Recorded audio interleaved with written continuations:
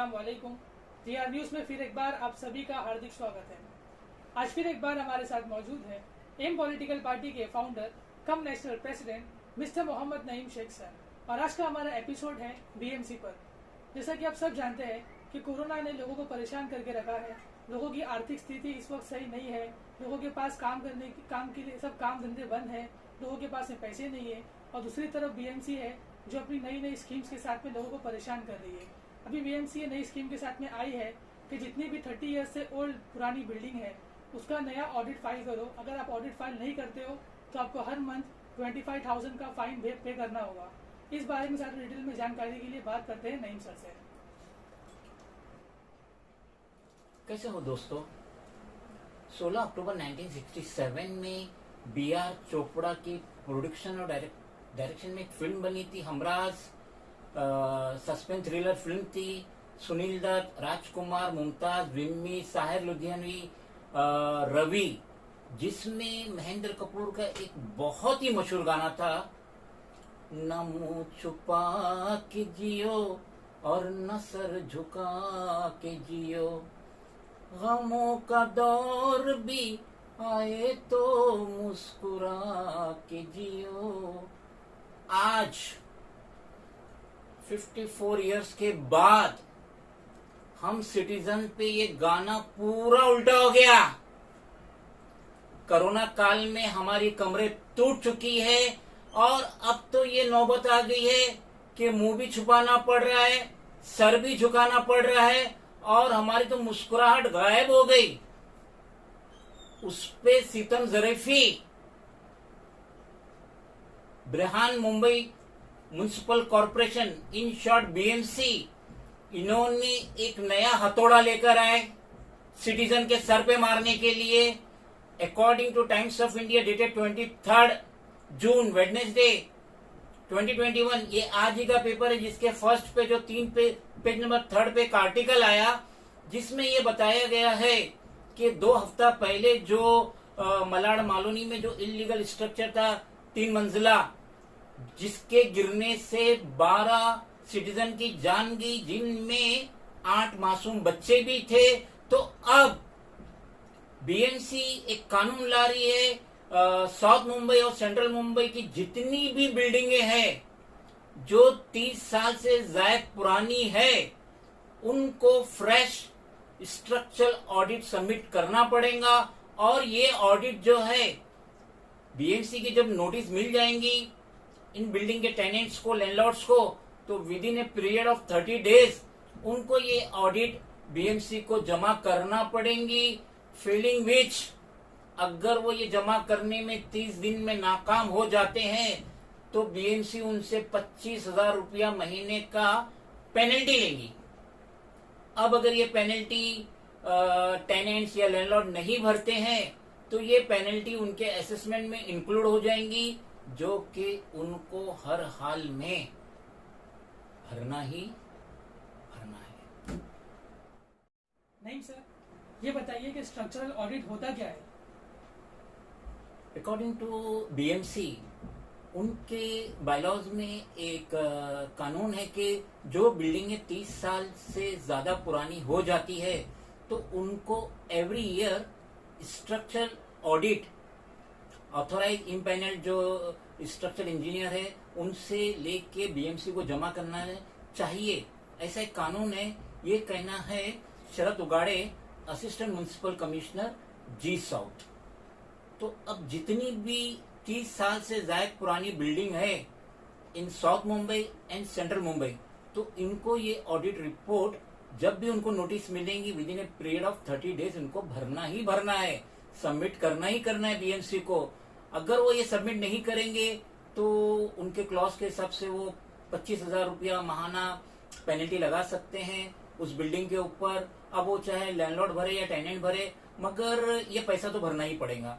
और अगर ये लैंडलॉर्ड या टेनेंट नहीं भरते और जो डिस्प्यूट है लैंडलॉर्ड और टेनेंट में, तो ये पैसे का असेसमेंट टैक्स के तहत बीएमसी रिकवर करेंगी। और ये तो सभी जानते हैं कि अगर वो असेसमेंट टैक्स टाइम पे नहीं भरो तो उसमें पेनल्टी ऐड होती है। तो ये 25,000 रुपया महीना साल का अनकरीब 3 लाख रुपया हो रहा है, फिर वो तो भरने के लायक ही नहीं रहेगा, ना लैंडलॉर्ड रहेगा ना टेनेंट रहेंगे, क्योंकि ऑलरेडी वो बिल्डिंगों के जो भाड़े होते हैं 100-300 रुपया रहते हैं, कितने रूम है, क्या रूम है, और लैंडलॉर्ड भी इस पोजीशन में नहीं रहता क्योंकि उसकी जो महज इनकम होती है नेम ट्रांसफर में रहती है, उसको तो ये भाड़े से कुछ मिलने वाला भी नहीं है। तो अब ये अगर नहीं भरेंगे असेसमेंट में इंक्लूड हो जाएगा, और वो पेनल्टी वो इंटरेस्ट के साथ बहुत ज़्यादा बढ़ जाएगा, और बिल आखिर तो मुझे ऐसा लगता है कि वो बिल्डिंग जो 30 ईयर्स से ज़्यादा पुरानी है और जिसने ऑडिट रिपोर्ट जमा नहीं की है और जो पेनल्टी भी नहीं भर रही है 25,000 रुपया माहाना के तहत, तो बिल्डिंग तो बहुत जल्द ऑक्शन ही हो जाएंगी, यानी नीलाम हो जाएंगी। नहीं सर, जैसा कि हम सब जानते हैं बीएमसी में हमेशा से शिवसेना का ही दबदबा रहा है, शिवसेना का ही सब रहा है उसमें। तो अभी ये मैटर में सामने वाली जो अपोजिट पार्टी है उनका क्या कहना है?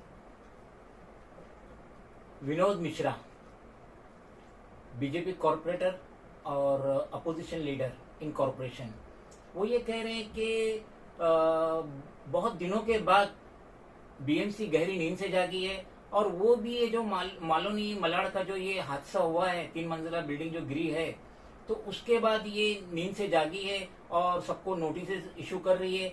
अलबत्ता बीएमसी टेनेंट्स को खाली नहीं करा पाएंगी, क्योंकि मानसून बरसात के दरमियान में उनको खाली कराना ये नामुमकिन बात है। विनोद मिश्रा का ये भी कहना है कि जितनी भी जो बिल्डिंगें रहती है मोस्टली जो रहती है वो महाड़ा से सेस रहती है, तो ये काम, ये ऑडिट महाड़ा को खुद करना चाहिए, उनको अपने पैसे पे करना चाहिए, ना कि लैंडलॉर्ड और टेनेंट के ऊपर निर्भर होए। और अक्सर तो लैंडलॉर्ड और टेनेंट का हर जगह देखा जाए तो कुछ मनभेद तो रहता ही है, मनमुटाव तो रहता ही है। तो ये ऑडिट रिपोर्ट टेनेंट करेगा या लैंडलॉर्ड करेगा, इस वजह से बिल्डिंग का तो ऑडिट रिपोर्ट होने वाला नहीं है। इसलिए महाड़ा को अपने तरीके से ये 30 साल से ज्यादा जो पुरानी बिल्डिंग है उसका ऑडिट कराना चाहिए, और हम भी इसका रिकमेंडेशन करते हैं। हमारा ये कहना है बीएमसी का 80,000 करोड़ रुपया बैंक में रखा हुआ है, जिसका वो सालाना 1,600 करोड़ रुपया इंटरेस्ट पा रहे। अब ये जो 80,000 करोड़ रुपया है कि बीएमसी की कौन सी फैक्ट्री चल रही है, कहां से बीएमसी ने इसे पैदा की, ये हमारा पैसा है, ये आपका पैसा है, जो आप अगर उसके टेनेंट हो, रेंट दे रहे हो, ट्रांसफर के चार्जेस दे रहे हो, लाइसेंस फीस दे रहे हो, परमिशन का दे रहे हो, और जो बीएमसी अनगिनत फाइन मारती है, थूकने पे मारती है, मास्क नहीं पहनने पे मारती है, प्लास्टिक की अपना कचरा की बाल्टी नहीं रखने पे मारती है, ना जाने कैसे कैसे बहाने निकालती है, और हमेशा हर साल करोड़ों रुपया सिटीजन से जबरदस्ती कमाती है। तो हम भी ये कहना चाहेंगे ये 80,000 करोड़ किसका है? हमारा। ये 1,600 करोड़ रुपया जो आपको इंटरेस्ट मिल रहा है, इसी साल भी इंटरेस्ट मिला 1,600 करोड़ रुपया 80,000 करोड़ एफडी करने के अवज में, तो वो 1,600 करोड़ सिटीजन के पीछे खर्चा करो। ये 1,600 करोड़ जाता किधर है? विनोद मिश्रा की हम कंप्लीट तायद करते हैं, अपोजिशन लीडर, बीएमसी कॉर्पोरेटर, हम इसकी तायद करते हैं कि एमसीजीएम को ये नेक काम का लोड अपने ऊपर लेना चाहिए, बनिस्बत टेनेंट और लैंडलॉर्ड को फोर्स करे कि आप ऑडिट कराओ, और ये जिम्मेदारी बीएमसी को अपने ऊपर लेते हुए बखूबी निभाना चाहिए। सर, इस वक्त C1 कैटेगरी में कितनी बिल्डिंग है, प्लीज हमारे व्यूअर्स को बताइए। इस वक्त मुंबई में कुल 407 बिल्डिंग C1 कैटेगरी में। C1 कैटेगरी का मतलब होता है very danger building, where nobody can stay anymore. तो वो बिल्डिंग को तो कंप्लीट पुल डाउन करना लाजमी हो जाता है। ऐसे 407 बिल्डिंग है मुंबई में, जिसमें से 322 तो प्राइवेट लैंडलॉर्ड की है, 59 जो है खुद वो बीएमसी की है, और 26 जो है वो स्टेट प्रॉपर्टी है। तो most of the tenants of this building C1 category, जिसको गिराना लाजमी है और टेनेंट को खाली करना लाजमी है, मगर बहुत सारे टेनेंट्स जो है वो ये बिल्डिंग के कोर्ट में जाते हैं, या फिर वो बीएमसी की जो टेक्निकल एडवाइजरी कमेटी होती है वहां जाती है कि ये जो हमारी ऑडिट रिपोर्ट है इसको चेक करो, ये करो, उसमें टाइम बर्बाद होता है। बिल आखिर बीएमसी भी थक हार के